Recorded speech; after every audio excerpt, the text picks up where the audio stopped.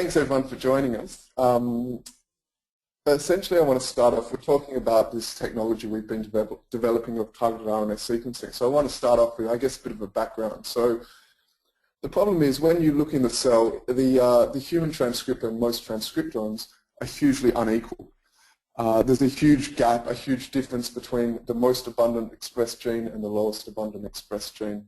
You can see here from these calculations, probably about the top sort of 1% of genes, these are genes like GAPDH, tubulin, actin, they comprise about 40% of the RNA molecules within a cell. And when you look at the other end of the spectrum, you know, the lower half of the least abundant genes expressed within the cell actually contribute only 1% of the RNA molecules.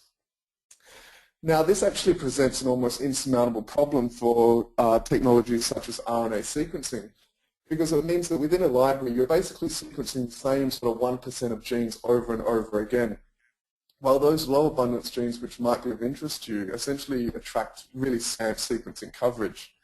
We actually estimate, and this is probably a lower limit, that it'll require about 2 terabytes of sequencing to start approaching a kind of one-fold coverage of the human transcriptome. Now, like I said, this sort of wide dynamic range presents a huge challenge for RNA sequencing. Like I said, my original research interest is in things like long non-coding RNAs, which are quite lowly expressed. So to try and address this problem, we developed this technique which we took like targeted RNA sequencing or capture sequencing. So it's not, you know, it's not rocket surgery. It's essentially a kind of a hack job we performed on the DNA exome capture kits. What it essentially involves is the design of oligonucleotide probes that are complementary to our genes of interest or to our genomic regions of interest. We use those probes to capture the RNAs and wash away all the other unwanted RNAs. Those captured RNAs that we're left with, we can then focus our sequencing on. So this essentially allows a huge magnification of sequencing coverage, and it basically allows a really, often quite an exquisite sensitivity. Now, one of the concerns which sort of invariably gets raised when we kind of present this work is whether the actual technique itself is quantitative, or does that kind of initial hybridization, that washing step, obscure any sort of underlying measurements of gene expression. Now, to address this concern, we actually performed a couple of a set of experiments where we spiked in RNA standards across a range of concentrations. And then what we did is we essentially measured the abundance of these RNA spike-ins following capture sequencing, and also as a sort of comparison, we also just sequenced straight with RNA sequencing the same library.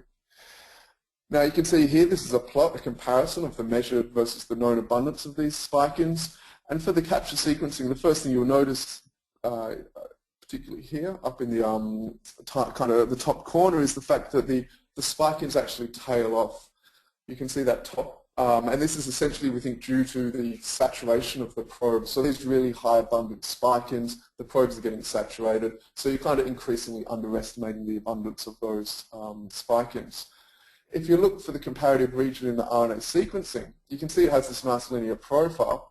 It manages to measure those abundant spike-ins quite well. But if you look at the other end of the spectrum, those low abundant spike-ins, you can see that the measurements have much more variability. Essentially what's happening here is only a handful of reads are actually aligning to these low abundant spike-ins, and that's resulting in a really variable measurement of their abundance, and that's reducing the accuracy with which we measure those low abundant spike-ins. So when we compare that to capture sequencing, you can see that we don't have that same variation, and this is due to the fact that we're getting a much higher sequencing coverage. So to sort of take a message here is that particularly for those low abundance probes, the increased coverage that we're returning seems to outweigh any additional sort of technical noise that might come from the hybridization and the washing steps. So the sort of simple message is, for the low abundance stuff, the capture sequencing is actually quantitatively more accurate. There's a kind of a region in the middle where RNA sequencing and capture sequencing are pretty similar. And for the high abundance stuff, RNA sequencing is a better approach. Now, when you actually couch these results in terms of an endogenous cellular population, you'll better appreciate, I guess, the advantages of this capture or this targeted RNA sequencing approach, because those low abundance spike-ins actually correspond, in terms of abundance, they actually correspond to about 40% of the genes expressed within a cell.